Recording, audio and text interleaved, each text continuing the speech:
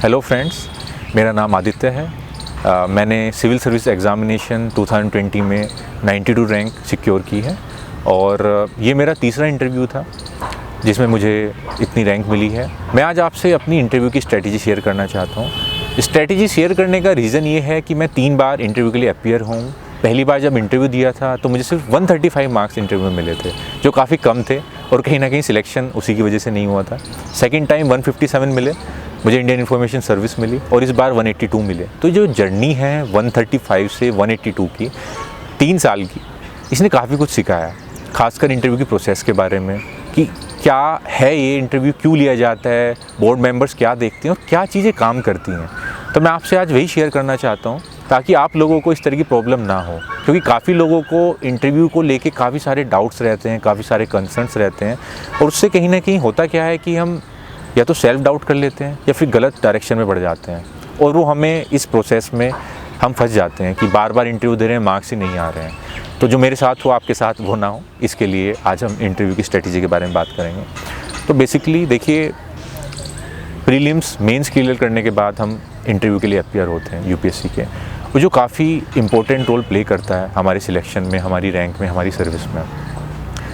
अभी के टाइम में हम देख रहे हैं कि मेंस का जो ओवरऑल स्कोर है वो मतलब कम हुआ है। कट ऑफ जो जा रही है वो अराउंड 700 समथिंग जा रही है, ओवरऑल कट ऑफ भी 900 समथिंग जा रही है, जो पहले 1000 या 1100 तक भी चली गई थी। तो इंटरव्यू काफ़ी बड़ा रोल प्ले कर रहा है। इंटरव्यू के लिए अगर मेरे से पूछा जाए तो मैंने गलती क्या की, पहले मैं अपनी गलती शेयर करना चाहूँगा ताकि आप भी रिलेट कर पाएँ और वो गलती ना करें। पहले अटैम्प्ट में प्रीलिम्स क्लियर हुआ, मेंस क्लियर हुआ। जब मेंस क्लियर हुआ तो अब समझ नहीं आया कि अब क्या करना है। अब मैंने क्या किया कि इधर उधर भागना शुरू किया, क्योंकि घर में या फिर कोई ऐसा बताने वाला नहीं था कि इंटरव्यू की प्रिपरेशन कैसी करनी है। जो दो दोस्त थे मेरे साथ में, विभोर और प्रभात, उन लोगों का भी पहला इंटरव्यू था तो उन्हें भी नहीं पता था कैसे करना है। तो हम लोगों ने क्या किया कि इधर उधर पूछना शुरू किया। अब मेरे साथ क्या प्रॉब्लम थी कि इंटरव्यू के बारे में मुझे कुछ आइडिया नहीं था, एक मन में डर भी था कि पता नहीं क्या पूछेंगे। मैं कुछ लोगों से मिला, इधर गया, कुछ सेमिनार्स अटेंड की। तो जो पहला इंप्रेशन इंटरव्यू का बना वो ये बना कि इंटरव्यू एक बहुत ही टफ़ टास्क है और इंटरव्यू में आपको सब कुछ पता होना चाहिए। मतलब यूनिवर्स में कहाँ क्या हो रहा है, ब्लैक होल कब बने, क्यों बने, किसने ब्लैक होल को ढूंढा, जितने भी डेवलपमेंट्स हो रहे हैं किसी भी कंट्री में, इकोनॉमी आया, आपको सब कुछ पता होना चाहिए कि ये नॉलेज बेस्ड टेस्ट है। और जिन लोगों ने क्लियर किया, अच्छे मार्क्स आए, वो एक्सेप्शनल थे। दूसरी चीज़ थी कि भाई इसमें इसके लिए तो आपको मतलब सब चीज़ें पढ़नी पड़ेंगी। अब इससे प्रॉब्लम क्या हुई कि मुझे एक तरह से गलत इंप्रेशन इंटरव्यू का बन गया कि ये एक नॉलेज बेस्ड प्रोसेस है और आपको इसमें सिर्फ पढ़ना है। पहली गलती मैंने ये की कि मैंने इसमें बिलीव कर लिया एक बार बिना सोचे कि ये प्रोसेस क्या है, जिन लोगों के पहले आए उनमें क्या चीज़ें कॉमन थी, जो सिविल सर्वेंट्स हैं उनमें क्या चीज़ें हैं, बोर्ड्स क्या देखता है। मैंने भी नॉलेज के पीछे भागना शुरू किया। अब नॉलेज के पीछे भागते भागते डैफ भी, ये भी पढ़ते इंटरव्यू आ गया। दूसरी चीज़ ये थी कि इंटरव्यू की 3-4 कंपोनेंट्स होते हैं। नॉलेज एक कंपोनेंट है, आपकी बॉडी लैंग्वेज एक कंपोनेंट है, आपकी डिलीवरी एक कंपोनेंट है और आपका कॉन्फिडेंस एक कंपोनेंट है। अब बाकी तीनों चीज़ें नेगलेक्ट कर दी, सिर्फ नॉलेज। अब हुआ क्या कि जैसे ही पास आया इंटरव्यू, कुछ निगेटिव फीडबैक मिले, उसके बाद में बोर्ड में जब गया तो कॉन्फिडेंस लो था। अब मैं क्या कह रहा हूँ, कैसे कह रहा हूँ, उससे ज़्यादा बस मुझे ये था मुझे बोल देना है, कैसे बोलना है, क्या बोलना है, उस पर ध्यान ही नहीं दिया, उन चीज़ों पर काम नहीं किया, कहीं ना कहीं उसकी वजह से मार्क्स इम्पैक्ट हुए। तीसरी गलती की कि हम इंटरव्यू के लिए काफ़ी सारे मॉक्स देते हैं। ज़्यादातर कोचिंग्स में फ्रीली मॉक्स अवेलेबल हैं, हम वहाँ देने जाते हैं। कुछ लोग अच्छे कमेंट्स देते हैं, कुछ नेगेटिव कमेंट्स देते हैं। अब हम क्या होता है, कई बार कुछ लोगों के फीडबैक को बहुत सीरियस ले लेते हैं। कुछ लोगों ने कहा कि आपकी तो इंग्लिश अच्छी नहीं है, या फिर आप तो मतलब पोज ही नहीं लेते, आप तो बोल ही नहीं पाते, आपकी गर्दन तिरछी है, मतलब आपकी आंखें नहीं खुल रही हैं। अब क्या है कि बेसिकली हम मॉक देते हैं अपनी गलतियों को पता करने के लिए, अपनी स्ट्रेंथ को पता करने के लिए, उन चीज़ों पर काम करने के लिए। लेकिन जब हम इन चीज़ों को ब्लाइंडली फॉलो करने लगते हैं, उससे क्या है कि हमारा कॉन्फिडेंस लो हो जाता है। हो सकता है जिसने आपको कमेंट दिया ऑलरेडी वो फ्रस्ट्रेटेड हो, आपसे पहले जिनका उन्होंने इंटरव्यू लिया है उनकी वजह से थोड़े मतलब उनके दिमाग में कुछ अलग चीज़ें आई हों, वो कंपैरिजन कर रहे हो। यूपीएससी का इंटरव्यू टोटली डिफरेंट रहता है। आप कहीं भी मॉक दे लीजिए, यूपीएससी के मॉक को वो उस तरीके का मॉक नहीं ले सकते। यूपीएससी का इंटरव्यू एक अलग ही तरीके का रहता है, इसलिए कभी भी इस तरह के मॉक इंटरव्यू वगैरह में आप इन चीज़ों को सीरियस मत लीजिए। जो चीज़ें लेनी है लीजिए, पर्सनलाइज करिए, काम करिए, लेकिन मोरल डाउन मत कीजिए। चौथी गलती सेल्फ डाउट। इंटरव्यू में एक सेल्फ डाउट आ गया, प्री मेंस क्लियर हुआ था कि यार इसमें तो मतलब एक्सेप्शनल तरीके के लोग चाहिए, वही क्लियर कर पाएंगे। एक मतलब नॉर्मल बैकग्राउंड से एक एवरेज स्टूडेंट, उसके लिए तो इंटरव्यू एक बहुत ही मुश्किल टास्क है, जबकि ऐसा नहीं था। आपने देखा होगा कि हर तरीके के बच्चे डिफरेंट बैकग्राउंड से, रूरल हो, अर्बन हो, इंजीनियर हो या फिर कॉमर्स बैकग्राउंड से हो, नॉर्थ से हो, साउथ से हो, हर तरीके के लोग अच्छे मार्क्स लेके आते हैं। और जो बोर्ड है वो न्यूट्रल है, ऑब्जेक्टिव है और बहुत ही free and fair transparent process है। इन सब चीज़ों की वजह से स्कोर 135 आया। अब इसके बाद में है कि क्या चीज़ें मैंने की जिसकी वजह से स्कोर इम्प्रूव हुआ, या फिर दूसरे अटैम्प्ट में मेरे मार्क्स क्यों नहीं बढ़े। हुआ क्या, पहला इंटरव्यू देने के बाद मुझे समझ आया, जब मार्क्स आए, पहले तो समझ नहीं आया कि इतने कम मार्क्स क्यों आए हैं। एक बार को लगा कि एसए के मार्क्स हैं, 135 मार्क्स काफ़ी कम मार्क्स हैं। मैंने 13 नंबर से कट ऑफ मिस की थी। उसके बाद काफ़ी लोगों से पूछा। अब प्रॉब्लम ये है कि इंटरव्यू में कई बार अगर आपको मतलब कोई ऐसा बताने वाला नहीं मिलता आपको काम कहाँ करना है, आपकी समझ ही नहीं आता कि मेरी गलती क्या थी। कई बार आपको लगेगा शायद मैं फंबल कर रहा था वहाँ पे, इसलिए उन्होंने मेरे मार्क्स काट लिए। कई बार आपको लगेगा कि यार कहीं ऐसा तो नहीं कि मेरी फिजिकल अपीयरेंस पे मार्क्स कट गए। कई बार लगता है यार मेरा एक्सेंट सही नहीं है, शायद इसलिए मार्क्स कट गए। ऐसा नहीं है। ज़रूरी है कि आप खुद बैठ के एक बार सोचें कि प्रॉब्लम क्या थी। पहला इंटरव्यू देने के बाद मैंने सेकंड इंटरव्यू के लिए मुझे समझ आ गया कि ये नॉलेज बेस तो नहीं है। नॉलेज चाहिए बेसिक, क्योंकि नॉलेज से ही वो आपको असेस करेंगे। एक बेसिक लेवल ऑफ नॉलेज होना चाहिए, जैसा कि आपका डेफ, करंट डेवलपमेंट्स। तो ठीक है, मैंने नॉलेज को उतना ज़्यादा फोकस नहीं किया, बेसिक चीज़ें करके गया। साथ ही साथ डिलीवरी पे, बॉडी लैंग्वेज पे, कॉन्फिडेंस पे कुछ काम किया। प्रॉब्लम ये हुई कि प्रोसेस तब भी पूरी तरीके से समझ नहीं पाया। थोड़ी चीज़ें काम की, स्कोर इम्प्रूव हुआ और स्कोर आया 157। फॉर्चुनेटली लास्ट ईयर फरवरी 25 को मेरा इंटरव्यू था। उसके बाद मैं दिल्ली में था, लॉकडाउन लग गया। 3 महीने में अकेला था लॉकडाउन में दिल्ली। उन 3 महीनों में मैंने इस पूरी प्रोसेस को समझने की कोशिश की कि प्रोसेस है क्या इंटरव्यू की। सबसे पहली चीज़ तो ये आपके लिए भी कि आप भी क्या करना है आपको। आप इंटरव्यू प्रोसेस समझने की कोशिश कीजिए। आपने प्री मेंस क्लियर कर लिया है, एक इंटरव्यू बोर्ड है जिसे टास्क दिया गया है कि आप फ्यूचर सिविल सर्वेंट्स को आपको सिलेक्ट करना है। सिलेक्ट करने के लिए उनके पास आपके बारे में कोई इन्फॉर्मेशन नहीं है।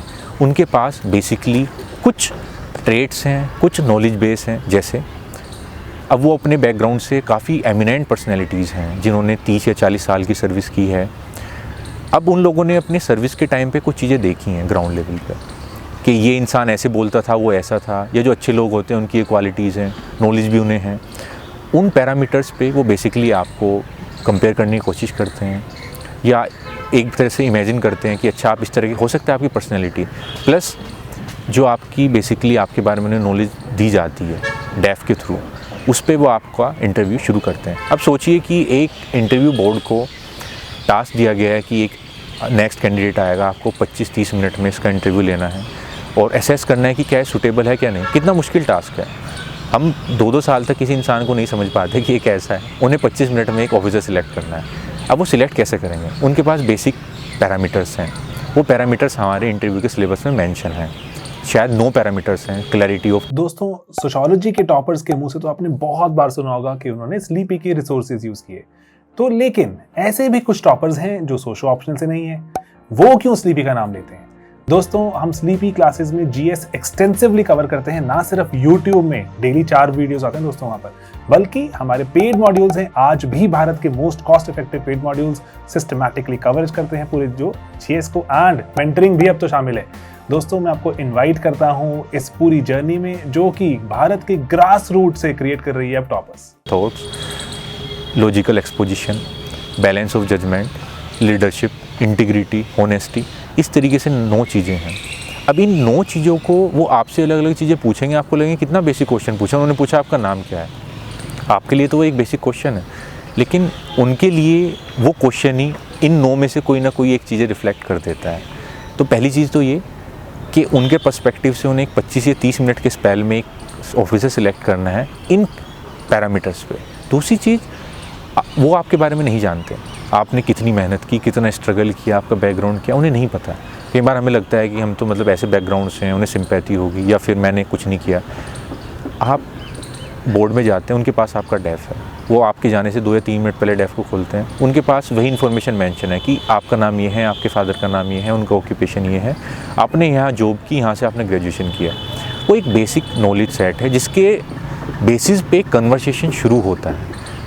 अब उसके बाद आप जो आंसर देंगे, उन आंसर को भी एक तरह से उनके लिए वो भी नॉलेज बेस का काम करेगा, और इन दोनों को मिला के वो आपको असेस करते हैं कि आप सूटेबल हैं कि नहीं हैं। अब ये चीज़ होगी उनके पर्सपेक्टिव से। तीसरी चीज़, क्योंकि उनके पास 20 से 25 मिनट हैं, दिन में एक ही बोर्ड 12 बच्चों का इंटरव्यू लेता है, 1.5-2 महीने प्रोसेस चलती हैं, वो पिछले 3 साल से ले रहे हैं। उन्हें मतलब कुछ अलग से किसी तरह का कुछ वो नहीं है कि आप जाएंगे वो देखते खुश हो जाएंगे या फिर एक्साइटेड हो जाएंगे।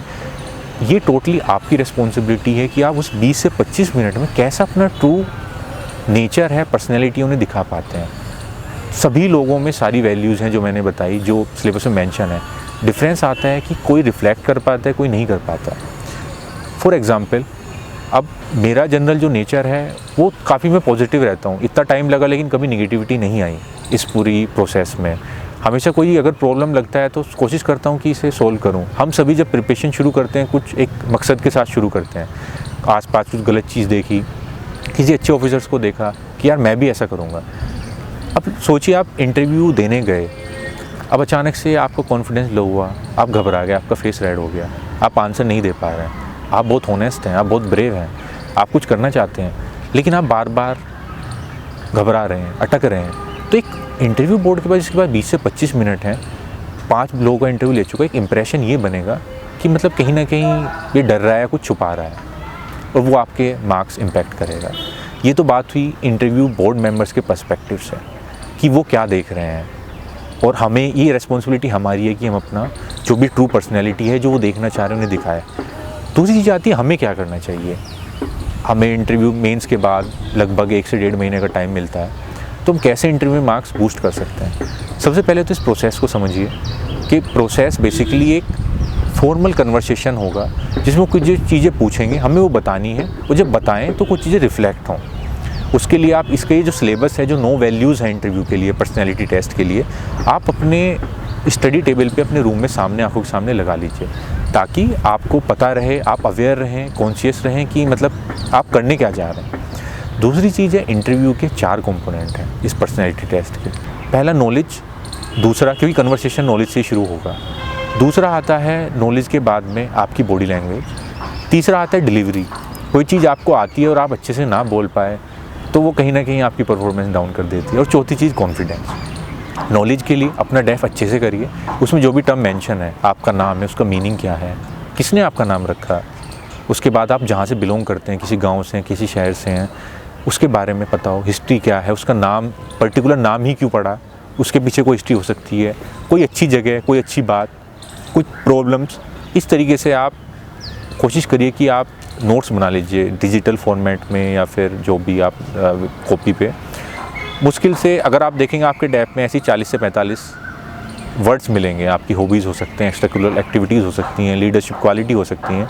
इन सब चीज़ों के बारे में कुछ कुछ चीज़ें लिख लीजिए। लिखने के लिए आप क्या कर सकते हैं, पास्ट ईयर स्क्रिप्ट भी देख सकते हैं, या फिर किसी फ्रेंड से डिस्कस कर सकते हैं। हो सकता है 4 लोग आपसे सेम चीज़ के बारे में 4 चीज़ें पूछें। अब मेरा नाम आदित्य है, एक इंसान हो सकता है आदित्य पूछे कि आदित्य का मतलब क्या है, दूसरा पूछ ले कि रखा किसने था, तीसरा पूछ ले कि आदित्य नाम से और कौन फेमस पर्सनैलिटी हैं। DKT UPSC CSC।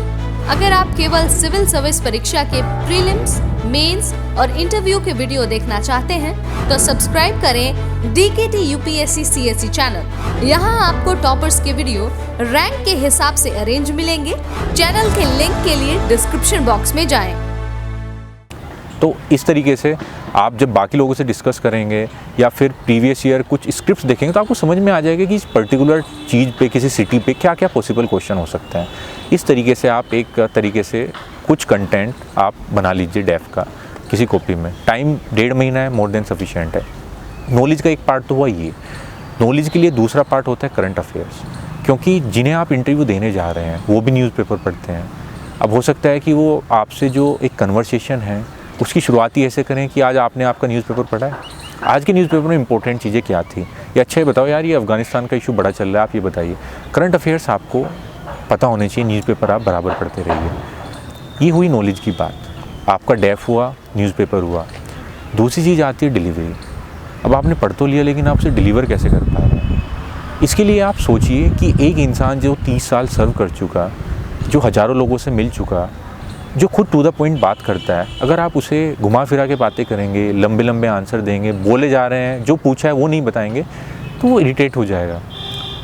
आपसे कोई क्वेश्चन पूछा कि बताइए प्रॉब्लम क्यों है, अब आपने क्या किया कि कहीं से वो शुरू किया ये सोच के कि मैं प्रॉब्लम बाद में बताऊंगा। बीच में उन्होंने आपको काट दिया कि नहीं अच्छा ही बताओ। आपका भी कॉन्फिडेंस लो, उन पर भी गलत इंप्रेशन किया। इसलिए जो भी आप पढ़ते हैं, डेफ है, उसके लिए डिलीवरी बहुत ज़रूरी है। आपका ग्रुप अगर है, 2-3 लोग दे रहे हैं, साथ में एक दूसरे का इंटरव्यू लीजिए, आंसर दीजिए। मैं आपसे पूछ लूँ कि अच्छे बताओ अफ़गानिस्तान में इंडिया को क्या करना चाहिए, या फिर इंडिया को क्या तालिबान से बात करनी चाहिए, पता हम सबको है, न्यूज़पेपर पढ़ा है। लेकिन शुरुआत कैसे करते हैं, आंसर कैसे देते हैं, कैसे हम टू द पॉइंट बात करते हैं, ये 4 लोग 4 तरीके से बोलेंगे, और कहीं ना कहीं इसी वजह से सबके मार्क्स भी एक जैसे नहीं आते। तो आपका अगर कोई पीयर ग्रुप है, आप एक दूसरे के इंटरव्यू लीजिए, मॉक इंटरव्यू भी होते हैं। और अगर कुछ नहीं है तो आप मिरर प्रैक्टिस करिए। इस बार मैंने काफ़ी की। मिरर के सामने बैठ के आप बोलने की कोशिश कीजिए। रिकॉर्ड भी कर सकते हैं, रिकॉर्ड करेंगे और वापस सुनेंगे, आपको समझ में आएगा कि यार मैंने ये चीज़ जो 2 मिनट में बोली, मैं इसे 1 मिनट में बोल सकता था। तो कोशिश करिए एक ही टॉपिक पे बोलने की कि आप 1 मिनट भी उस पर बोल पाएँ, आप 40 सेकंड भी बोल पाएँ। आपसे ये इशू अगर पूछा जाता है कि क्या इंडिया को तालिबान से बात करनी चाहिए, आप कोशिश करिए पहले 1 मिनट में रिकॉर्ड करिए कि 1 मिनट में मैंने आंसर दिया। फिर कोशिश करिए क्या मैं इसे 60 सेकंड में बोल सकता हूँ। ऐसी कोशिश करिए कि कई बार जैसे वो कुछ आपको सिनेरियो दे देते हैं कि सपोज़ आप IFS में सिलेक्ट होते हैं और आपको UN में इंडिया की परमानेंट मेंबरशिप की UNSC में आपको उसके लिए बोलना है, आप क्या बोलेंगे? अब यह उन्हें भी पता है कि अभी हमारी ट्रेनिंग नहीं हुई, हमें चीज़ें नहीं पता है, तो हम परफेक्ट स्पीच तो नहीं दे पाएंगे। वो चेक क्या कर रहे हैं हमारी, एक तो कि जो चीज़ें हमारे पास जो नॉलेज बेस है उसके बेसिस पे क्या बोल पाएंगे। हम सबको पता है कि इंडिया ने in terms of force, aid और एक इंटरनेशनल पीस, या फिर जो हमारे क्रेडेंशियल है डेमोक्रेसी का, या फिर वसुधैव कुटुंबकम, हमारे पास इतने क्रेडेंशियल हैं जो सारी चीज़ें फेवर करते हैं हमारी UNSC की परमानेंट मेंबरशिप को, कि कैसे हम उन चीज़ों को यूज़ करके बोल पा रहे हैं, कितना कॉन्फिडेंटली। इसलिए डिलीवरी पे ज़रूर काम करिए। मिरर के सामने बैठ के आप बोलिए, तो किसी भी तरह से अंडर कॉन्फिडेंट मत होइए कि मेरा एक्सेंट अच्छा नहीं है या फिर मेरी इंग्लिश अच्छी, ऐसा नहीं है। उन्हें चाहिए कि जो अच्छे से अपनी बात समझा पाए, ना कि ये कि इसकी बहुत अच्छी इंग्लिश है। सर्व आपको इंडिया में ही करना है अगर आप IFS के अलावा किसी भी सर्विस में जाते हैं। इसके अलावा तीसरी चीज़ जो आती है वो आती है आपकी बॉडी लैंग्वेज। होता क्या है कि इस प्रोसेस में हम आइसोलेशन में प्रिपरेशन करते हैं, तो कुछ सारी चीज़ें चेंज हो जाती हैं। हम बात नहीं करते ज़्यादा लोगों से, कई बार कॉन्फिडेंस भी लो हो जाता है, हमारे हैंड मूवमेंट से क्या कर रहे हैं, आई कॉन्टैक्ट, बहुत सारी चीज़ें मैटर कर जाती हैं। तो आप बॉडी लैंग्वेज पे भी काम करिए। जैसे दोस्तों के साथ करते हैं तो पहले से पॉइंट बना लीजिए कि क्या मैं सबसे आई कॉन्टैक्ट कर पा रहा था, कि ऐसा तो नहीं मेरा हैंड का मूवमेंट ऐसे ऐसे हो रहा था, क्योंकि इंप्रेशन ऐसा देते हैं कि हम नर्वस हैं। आप क्या फर्म बैठे थे, ऐसे आपकी पोजीशन क्या थी, फिर आप क्या सब लोगों से आई कॉन्टैक्ट बना पा रहे थे, आप जब बोलते थे ऐसा तो नहीं है कि सामने वाले ने बात पूरी नहीं की और आपने एकदम शुरू कर दिया। तो इन सारी चीज़ों को भी आप लिस्ट बना के 4-5 चीज़ें हैं, आप उन पे काम करिए कि आपकी बॉडी लैंग्वेज क्या है। पॉजिटिव बॉडी लैंग्वेज आनी चाहिए। जब आप रूम में घुसे तो सामने वाले को कि कितना कॉन्फिडेंट है। आप कॉन्फिडेंट होंगे तो वो भी कंफर्टेबल फील करेंगे एक पॉजिटिव एनर्जी के साथ में। चौथी चीज़ आती है कॉन्फिडेंस। कॉन्फिडेंस इंपॉर्टेंट इसलिए है क्योंकि they are looking for civil servants, और सिविल सर्वेंट्स मतलब लीडरशिप। आप चाहे किसी भी सर्विस में जाएं, आप IAS बने, IPS बने, IFS बने, IRS बने, आपको लीड ही करना है। आप बहुत सारे लोग, आपके जूनियर्स, कॉमन पीपल, सब आपकी तरफ देखते हैं कि यार ये क्या करेंगे। कहीं कोई डिज़ास्टर होता है और जब कोई ऑफिसर जाता है, कोई IAS या IPS या कोई और भी, तो वहाँ के सब लोग आपकी तरफ देखते हैं। अब ऐसी सिचुएशन में सोचिए, अगर आप ही डर जाएंगे या आपकी बॉडी लैंग्वेज में वो कॉन्फिडेंस नहीं होगा तो एक मैसेज क्या जाएगा, उनका भी मोरल डाउन हो जाएगा। ऐसी सिचुएशन आती हैं, फॉर एग्जांपल आप नक्सलाइट ऑपरेशंस कर रहे हैं, आपके अंडर में आपके कमांडोज़ हैं, आप वो ऑपरेट कर रहे हैं। अब ऐसे में आप ही घबरा जाएं तो उनका मोरल क्या होगा। तो इसलिए ज़रूरी है कि कॉन्फिडेंस, और यहीं से शुरुआत होती है इंटरव्यू से। अगर वो चीज़ आप रिफ्लेक्ट कर पाते हैं, वो भी कंफर्टेबल हैं, वो भी इमेजिन कर पाते हैं कि कितना कॉन्फिडेंट बंदा है। कॉन्फिडेंट ही आपके मार्क्स 10-20 नंबर ऊपर कर देता है। दूसरा, जब आप कॉन्फिडेंट रहते हैं तो आप चीज़ों को अच्छे से बोल पाते हैं जो आपको पता है। तो कॉन्फिडेंस बहुत ज़रूरी है। अब उससे बढ़ाने के लिए क्या कर सकते हैं, जैसे हमारी कुछ हॉबीज़ रहती हैं, किसी को खेलना पसंद है, किसी को घूमना पसंद है। दोस्तों, सोशियोलॉजी के टॉपर्स के मुंह से तो आपने बहुत बार सुना होगा कि उन्होंने स्लीपी के रिसोर्सेज यूज़ किए। तो लेकिन ऐसे भी कुछ टॉपर्स हैं जो सोशो ऑप्शनल से नहीं है, वो क्यों स्लीपी का नाम लेते हैं? दोस्तों, हम स्लीपी क्लासेस में जीएस एक्सटेंसिवली कवर करते हैं, ना सिर्फ यूट्यूब में डेली 4 वीडियोस आते हैं दोस्तों वहां पर, बल्कि हमारे पेड मॉड्यूल्स हैं। आज भी भारत के most cost effective paid modules systematically coverage करते हैं पूरे जो जीएस को, एंड मेंटरिंग भी अब तो शामिल है। दोस्तों, मैं आपको इनवाइट करता हूं इस पूरी जर्नी में जो कि भारत के ग्रास रूट से क्रिएट कर रही है अब टॉपर्स। किसी को मेडिटेशन पसंद है, किसी को, आप वो चीज़ करिए, आप खुश रहेंगे, वो चीज़ करेंगे तो आपका कॉन्फिडेंस लेवल बढ़ेगा। अच्छे लोगों से इंटरेक्ट करिए, कुछ ऐसे नेगेटिव लोगों के पास मत जाइए जो आपको कहते हैं यार नहीं निकलेगा, इंटरव्यू में तो 2-3 अटैम्प्ट चाहिए ही चाहिए, या फिर आपका तो नहीं होगा, आप तो मतलब अकलाते हो या कुछ करते हो। ऐसा कुछ नहीं है, निकलता है, कोई भी निकाल सकता है। अगर मैं निकाल सकता हूँ तो आप भी कर सकते हैं। अब ये चीज़ें होगी कि बेसिक इंटरव्यू हो गया। अब कुछ डूज़ एंड डोंट्स हैं। डूज़ की बात करें तो पहली चीज़ तो ये कि जब आप ये सब करते हैं, पढ़ते हैं, प्रैक्टिस करते हैं, कोशिश करिए कि मतलब आपका आंसर की जो शुरुआत है वो टू द पॉइंट हो, आप थोड़ा होलिस्टिकली आंसर कर पाएँ, वो थोड़ा आपके आंसर्स में पॉजिटिविटी रिफ्लेक्ट हो। क्योंकि एंड ऑफ द डे देश में प्रॉब्लम पहले से ही है, आगे भी रहेंगी, लेकिन हमें उन्हीं प्रॉब्लम को रहते हुए अपनी जो ड्यूटी है वो करनी है और उनका सॉल्यूशन भी फाइंड करना है। इसलिए थोड़ा आंसर में पॉजिटिव आउटलुक लाए। कोई आपसे पूछे कि क्या इंडिया 31 दिसंबर 2021 तक हम फुली वैक्सीनेट हो जाएंगे? चैलेंजिंग है, लेकिन कर भी सकते हैं। हमने 100 करोड़ की, ये कम है, इतनी बड़ी पॉपुलेशन, इतनी दिक्कतें। मैं खुद सर्व कर रहा था एज अ डिप्टी कलेक्टर, मैंने देखा कि वैक्सीन हेजिटेंसी इतनी ज़्यादा थी, लेकिन फिर भी किया ना। पॉजिटिव आउटलुक के साथ करिए कि हाँ कर सकते हैं सर, चैलेंज है लेकिन कर सकते हैं। दूसरी चीज़ है कि थोड़ा ऑब्जेक्टिव रहिए, मतलब बहुत ज़्यादा एक तरह से आइडियली इस तरह के आंसर्स मत दीजिए। एंड ऑफ द डे आपको सर्व करना है और आपको एक जो भी मतलब चीज़ें हैं उन्हें एक्सेप्ट करना है। कोई आपसे पूछे कि मतलब क्या लगता है आपको कि भाई अभी मतलब अगले 2 साल में हम मतलब हमारी इकोनॉमी वर्ल्ड की सबसे ज़्यादा हो जाएगी? सर हो सकती है, लेकिन अभी कंसीडरिंग प्रेजेंट चैलेंजेस और इकोनॉमी चाइना यूएसए की, मुझे लगता है सर 2 साल में थोड़ा मुश्किल है, बट हम एफर्ट कर सकते हैं। होलिस्टिक हुआ, अब हम कहते हैं नहीं सर हो ही जाएगी, तो उन्हें पता नहीं होगी, बस उन्हें इम्प्रेस करने के लिए। इम्प्रेस करने के पीछे मत भागिए, आप उन्हें इम्प्रेस नहीं कर सकते। वो आपके जैसे 1000 लोगों से ऑलरेडी मिल चुके हैं, वो आपसे 15 मिनट में बात करके समझ जाते हैं कि ये मतलब कैसा बंदा है या बंदी है। इसके अलावा तीसरी चीज़ ये आती है कि इंटरव्यू में जब हम जाते हैं तो होता क्या है कि कई बार कोई क्वेश्चन हमसे नहीं आता। जैसे इस बार मुझसे पूछा गया कि स्मोक टावर की स्पेसिफिकेशन की क्या, कितनी एयर को प्योरीफाई करेगा, मुझे याद नहीं था। तो उन्होंने कहा कि being a geography student you should know answer of this question. मैंने कहा sir sorry sir, I don't know, I have to read about this. उन्होंने फिर पूछा नेक्स्ट क्वेश्चन नहीं बताएगा। 4-5 क्वेश्चन लगातार निकल गए ऐसे, 4-5 क्वेश्चन ऐसे ही लगातार आई डोंट नो। अगर नहीं पता आप क्लियर बोल दीजिए, लेकिन उसका बैकलॉग मत लीजिए कि एक आंसर आप नहीं दे पाए और आपने सोचना शुरू कर दिया कि यार अब क्या होगा, मेरा तो इंटरव्यू नहीं। आपकी मिनिमम वो 15 से 25 मिनट आपकी कोई नहीं छीन सकता। 5 मिनट आप आई डोंट नो भी कह रहे हैं, 10 मिनट आपके पास हैं, आपको उसमें अपना बेस्ट देना है। नहीं आता आगे बढ़िए, ठीक है। अब बात आती है कुछ ओवरऑल प्रोसेस की जो मैंने ऑब्जर्व की और जो मतलब मुझे लगता है कॉमन है। मेरे सीनियर्स थे, जो मेरे डीएम सर थे, उन्होंने बताया, जो फ्रेंड्स सिलेक्टेड हैं या फिर जिन बाकी लोगों से इंटरेक्ट किया, कुछ सिविल सर्वेंट्स की बुक्स पढ़ी, जो चीज़ें कॉमन हैं जो सब पे काम करती हैं। पहली चीज़ ये कि आप जो भी पढ़ते हैं इसके लिए, इंटरव्यू प्रिपरेशन के लिए, उसे कंप्रेस कीजिए। मतलब कंप्रेस इन द सेंस है, अब आप किसी टॉपिक को बहुत पढ़ लेते हैं, उसे इतना कंप्रेस कर लीजिए कि आप उसे बोल पाएँ 1 मिनट में। और इसकी प्रैक्टिस आप बोल के ही कर सकते हैं, मॉक इंटरव्यूज़ के थ्रू, मिरर के सामने, पहली चीज़। दूसरी चीज़ है कि थोड़ी प्रैक्टिस करिए चीज़ों को लिसन करने की।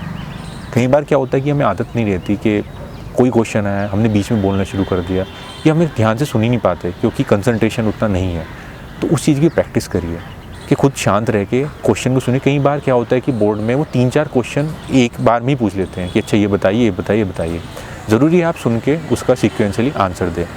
तीसरी चीज़, हर एक क्वेश्चन का एक ट्रिगर पॉइंट होता है। मैंने आपसे पूछा कि अभी चाइना इतना इन्वेस्टमेंट कर रहा है अफ़गानिस्तान में और पाकिस्तान का भी रोल बढ़ रहा है, तो क्या आपको लगता है कि इंडिया को तालिबान के साथ बात करनी चाहिए? अब देखिए, इसमें चाइना भी है, पाकिस्तान भी है, लेकिन क्वेश्चन था क्या इंडिया को बात करनी चाहिए। 3 चीज़ें हैं। इसका ट्रिगर पॉइंट एक है क्या कि sir considering recent developments and the way China and Pakistan playing a important role, India also needs to open some dialogue channels. क्यों, हमारे नेबर हैं, चेंज नहीं कर सकते, वहाँ पे कुछ भी इंस्टेबिलिटी होती है, डायलॉग बंद कर देते हैं, हो सकता है फ्यूचर में कुछ प्रॉब्लम हम रिकॉग्नाइज नहीं कर सकते, बट एटलीस्ट कम्युनिकेशन चैनल तो ओपन करके रख सकते हैं, और वही हम कर भी रहे हैं, प्रैक्टिकल भी है। तो हर एक क्वेश्चन का ट्रिगर पॉइंट होता है, तो जब भी आपसे मॉक में अपने फ्रेंड के साथ कुछ हो तो आप कोशिश करिए वो ट्रिगर पॉइंट आपको पता चल जाए। होता क्या है कि कुछ और शुरू कर दिया हमने बोलना, जब तक हम मेन पॉइंट पे आते इंटरव्यू मेंबर्स ने, बोर्ड मेंबर्स ने आपको बीच में रोक दिया, आपका भी मोरल डाउन हुआ, वो भी नहीं समझ पाए कि आपको पता है कि नहीं पता। तीसरी चीज़ ये हो गई। चौथी चीज़ आपकी आती है कि हमेशा पॉजिटिव नोट पे आंसर को एंड कीजिए।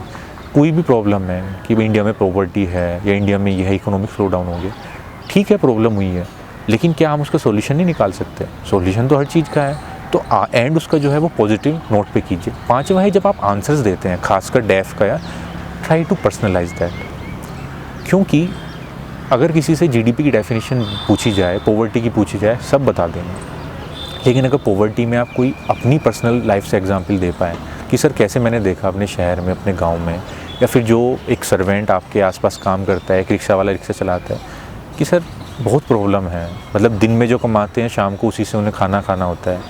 तो मुझे लगता है सर यूनिवर्सल बेसिक इनकम भी हम एक पायलट बेसिस पे ट्राई कर सकते हैं। एटलीस्ट जैसे कोविड जैसी इमरजेंसी है, ऐसे में लोगों के पास पैसे होंगे तो शायद उन्हें अपनी जो जीवन यापन है उस करने में दिक्कत नहीं होगी। तो होता क्या है कि जब हम पर्सनलाइज एग्जाम्पल ऐड करते हैं अपने आंसर्स में, बोर्ड मेंबर्स को ज़्यादा स्कोप मिलता है आपको असेस करने में, बाकी लोगों से आप अलग खड़े रहते हैं। Try to personalise that. छठी चीज़, हर किसी का कोई एक स्ट्रॉन्ग एरिया होता है, किसी की हॉबीज़ होती हैं, किसी की ग्रेजुएशन बैकग्राउंड होता है, किसी का ऑप्शनल हो सकता है। जब आप इंटरव्यू में इंटरेक्ट करते हैं और अगर उस चीज़ से पर्टिकुलर से पूछा गया स्कोप है, तो try to bring that particular field. अब आपसे पूछा गया कोई चीज़ कि भाई यहाँ पे अर्थक्वेक आ रहे हैं या फिर कुछ है, मेरा ज्योग्राफी ऑप्शनल है, मैं उसमें अगर हल्का सा बताते कुछ इस तरह का बोल दूँ कि सर सिस्मिक जोन में आता है, यहाँ पे इसलिए इतनी प्रॉब्लम हो रही है, तो क्या होगा कि सामने वाले का ध्यान जाएगा, हो सकता है वो उधर क्वेश्चन पूछना शुरू कर दे, वो क्योंकि मेरा स्ट्रॉन्ग एरिया है, मैं कंफर्टेबली आंसर कर पाऊँ और अच्छे मार्क्स ले पाऊँ। तो आपको साथ ही साथ अपने स्ट्रॉन्ग एरिया पर भी काम करना है और इन सब के बीच पॉजिटिव रहना है। इंटरव्यू से पहले भी, इंटरव्यू के टाइम भी और इंटरव्यू के बाद भी। आपसे 4 क्वेश्चन नहीं आते, बोर्ड मेंबर्स आपको एक तरह से, उनके एक्सप्रेशन कई बार ऐसे होते हैं आपको लगता है कि मैंने कुछ गलती कर दी, वो एक दूसरे के पास स्माइल पास करेंगे या कुछ ऐसा। एक्चुअली वो सब एक पार्ट ऑफ दैट प्रोसेस है। वो बेसिकली टेस्ट कर रहे हैं कि आप कितना प्रेशर हैंडल कर सकते हैं, आपकी पर्सनैलिटी क्या है। और इन सब के बाद लास्ट चीज़ आती है कि इंटरव्यू शुरू होता है जब आप इंटरव्यू रूम में एंटर करते हैं और एंड होता है जब आप इंटरव्यू रूम से बाहर आते हैं। कभी भी इंटरव्यू आपका ख़त्म हुआ, उन्होंने कहा okay thank you your interviews over, आपने आंसर अच्छे से नहीं दिए, तो ऐसा मत करिए कि एकदम कॉन्फिडेंस ही लो हो जाए और आपको लगे यार अब तो बेकार है, या फिर जज करना शुरू कर दे और आप मुँह लटका के बाहर आएँ। इंटरव्यू ख़त्म तब होता है जब आप इंटरव्यू से बाहर आते हैं। और आप एक चीज़ इमेजिन करिए कि चेयरमैन सर को या मैम को आपको मार्क्स देने हैं जब आप बाहर निकले, जो लास्ट इंप्रेशन होगा उसका भी वेटेज है।